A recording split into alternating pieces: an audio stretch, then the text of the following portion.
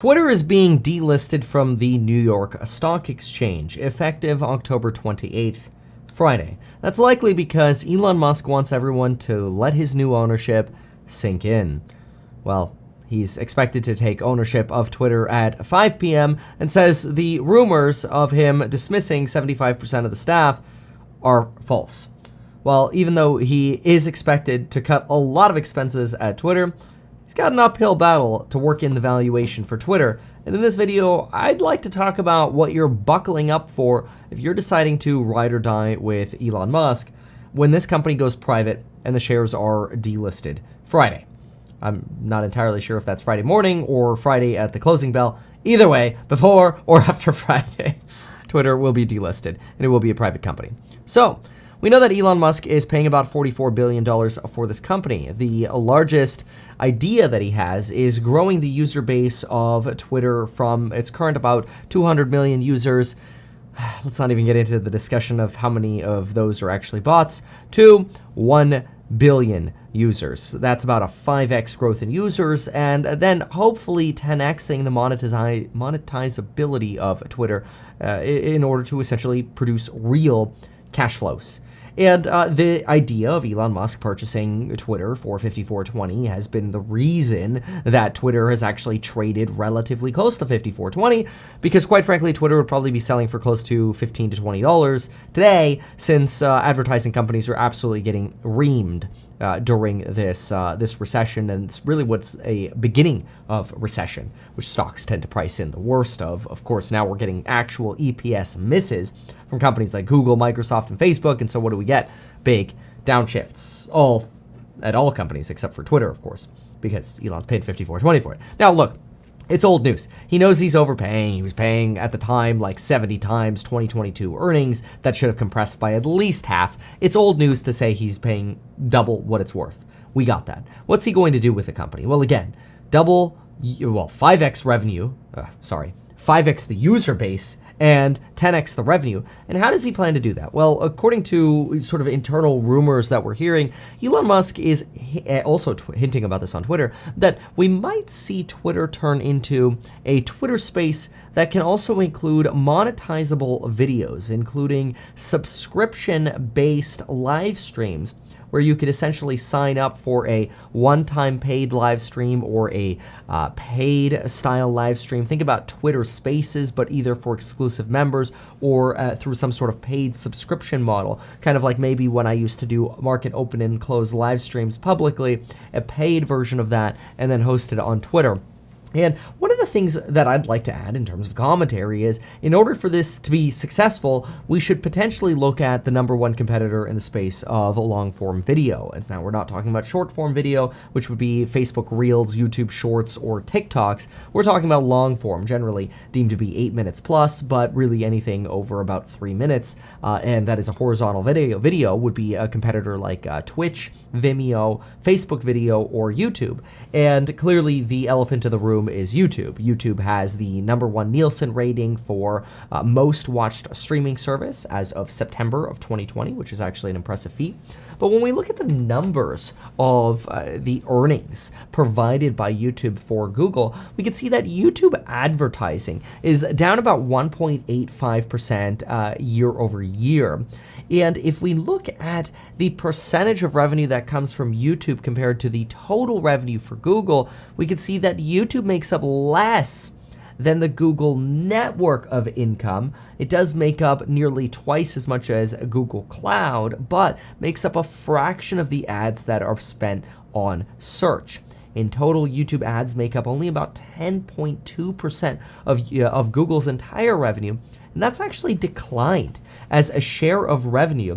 YouTube used to represent 11% in income. This was back in 2021, and now represents just 10.2%. So not only is it experiencing a downshift in sort of the trend of growth, but it's also becoming a less important part of Google's revenue, which one of the reasons people have been very enthusiastic about Google over the last few years has been because of YouTube, but that is actually becoming less notable at Google.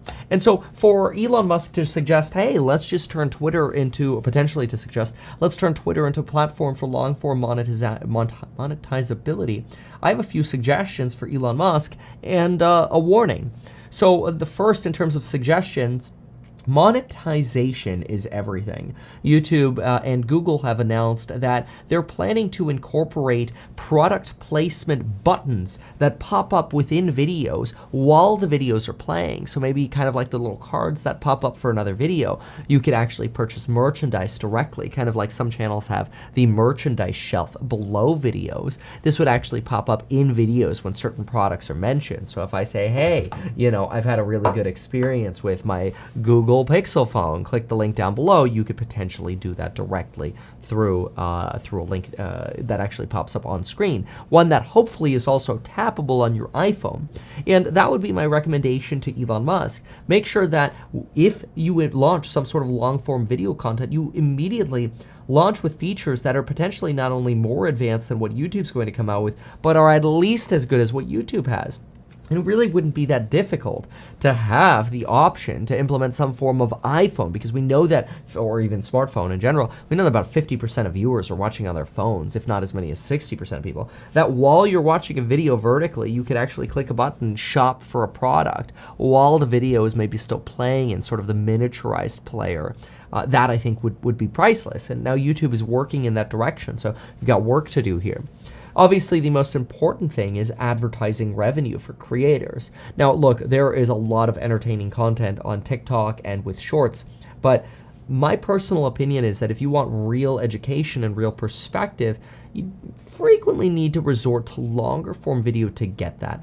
And that's because you're going to attract a better talent when you can actually pay creators through a monetizable video. For example, on YouTube, when a video is more than 8 minutes long, we can monetize that video. So if I knew that every single video I made $500, for example, I might think to myself, well, damn, I'll just make 10 videos a day. That's $5,000 a day, just as an example, right? So, whereas if somebody told you every video you made $5, like Shorts frequently do, and you spent the same amount of time making that kind of content, making that content viral or viral-esque and attractive on a short-form content, where it really incentivizes more editing than potentially valuable perspective, or just straight-up content theft, which is rampant in Shorts. People just basically regurgitating the same almost verbatim content that you get of other people's Shorts who've gone viral, right? Like this is not actually perpetuating society in a better direction. So personally, I haven't been extremely interested in Shorts, although I've posted some Shorts that I think have been very, very educational and have done well. But personally, I think in order to really attract high caliber creators, monetization needs to be a #1 priority. It's a benefit to the user who gets better quality content, and it's a benefit to the creator who is incentivized to continue to make their content better and better. Not having monetization for content, I think, is a really bad doom loop of really chasing not so educational trends. Now, there are a lot of things that are just meant to pass time, and that's fine, but if the goal is to educate and actually help people build wealth, then I don't know that necessarily Shorts are that option. So that is a big priority, #1, monetization, and if there's a way to include or incorporate more clearly or transparently product placements or advertisements where maybe little creator banners come up in an integrated way that's controlled by the creator, I think that's a real opportunity to expand revenue. And you've really got a lot of work to do, because here's the thing. Remember, YouTube is just about 10.2% of the revenue of Google. That's about a $1.2 billion market cap company. That's worth about $120 million alone just for YouTube. Buying Twitter for about 44 bills suggests that might be a 3x if you can just compare to being par with YouTube. But to be par with YouTube, you've got to be able to drive the revenue. So if you're going to drive revenue with video, you've got to learn what YouTube has done well.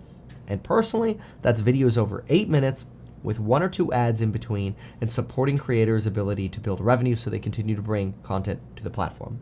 Now, a danger that you're going to face is people just posting the same video on YouTube and on Twitter. So somehow creating an organic incentive for people to post videos on Twitter, it's gonna be a little bit challenging. And this is where I do have a word of caution, because you do have an audience on Twitter that's very attuned to short form text. In fact, generally even threads, the second tweet in a thread gets maybe 10% of the engagement of the initial tweet. It's usually just initial tweets that do well and go viral. And so it makes me wonder how many people are really going on Twitter to spend 8 minutes on a video versus, 30 seconds of scrolling between bus stops to see what the latest tweets are or news notifications. I actually have right here, just out of reach of this camera, right, ding, I touched it, an iPad, and I have a scroll list here of all my Twitter notifications. So I actually have notifications on for just a limited subset of individuals or companies. And so I have a scrolling feed that's basically a free news service almost of notifications. It's just an always-on iPad that just sits here. So to me, it would be relatively useless in this sort of purpose to have a bunch of videos pop up here because I use Twitter for different purposes. So I do have a concern for that, and I think that's a red flag for the ride or diers going in on Twitter, betting that this is going to be so easy to monetize. I don't know why individuals would really be incentivized to create for Twitter rather than YouTube, or to leave YouTube to go onto Twitter. That would potentially be a very expensive endeavor to convert people like Joe Rogan, or it would be a very difficult grind to prove that somehow the Twitter service is better and the eyeballs are actually there. And I don't know that the user base on Twitter is looking for video content. Again, when I think of video, hey, how to change an outlet, I'm not going to Twitter for how to change an outlet. I'm going to the #1 video search engine, and that's, hey, YouTube. Yeah, it just is what it is. You also have the competition of Google. If I type into search how to do something, usually Google videos come up. So you do have a sort of a little bit of a roadblock there, although there are arguments that that's anti-monopoly and maybe videos, or that's sort of encouraging a monopoly, right? That's anti-free enterprise and competitive, and therefore there should be Twitter videos that show up there. But now, do individuals need to purchase potentially a Twitter premium membership so that way they don't have to constantly see ads, which is something else to consider. I'm sure that'd be an option. And then would it be site-wide or individual-wide? I think there are a lot of challenges. I do think that there are a lot of opportunities for removing some of the filtering and being more transparent about content moderation that does happen at Twitter. I think that would be phenomenal. I do think that censorship should exist to the extent that laws are violated, but not beyond that. For example, when I announced my campaign for governor against an existing campaign who's heavily funded by big tech in California, I had my posts deleted and censored, and that's really not okay, right? That sort of censorship is unacceptable. I mean, we almost had to sue CNN. We had to send them a cease and desist letter for censoring the existence of our campaign blatantly, and it was disgusting. So censorship is absolutely terrible and should never exist. Everything should exist out in the open. I'm a big proponent of that, and it's one of the reasons why I'm very transparent about failures that I have or mistakes that I make or problems that I face, because I don't think transparency is just let me just show you all the good. It's let me show you some of the downsides as well.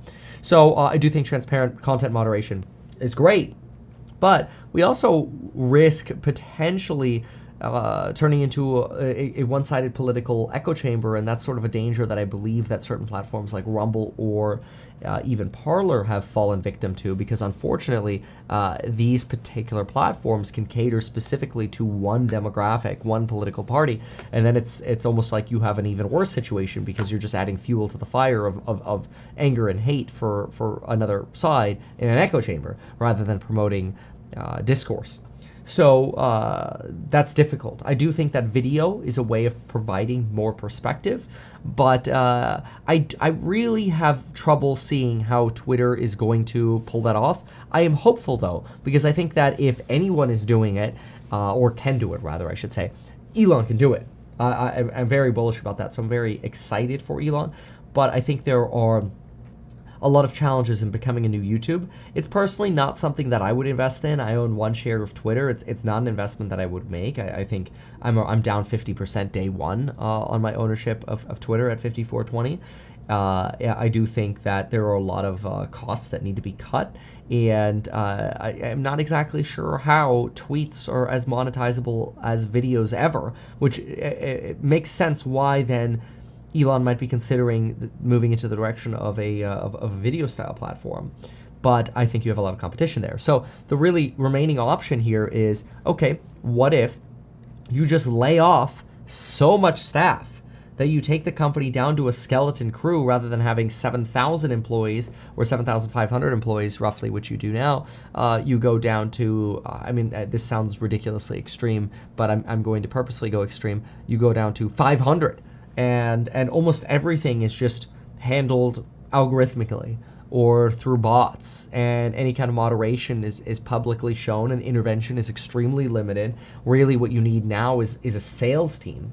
That's almost all you need. I mean, you need a small engineering team and a sales team. And the sales team's job is to bring in marketers and brand partners for your creators, because your creators are the backbone of the platform. They are what bring viewers back. And without the creators, there are no viewers. You build it and they will come. And people will continue to come back as long as the perspective that you share or the creators share is valuable. And so I think that's the goal of everyone as a creator, is provide value.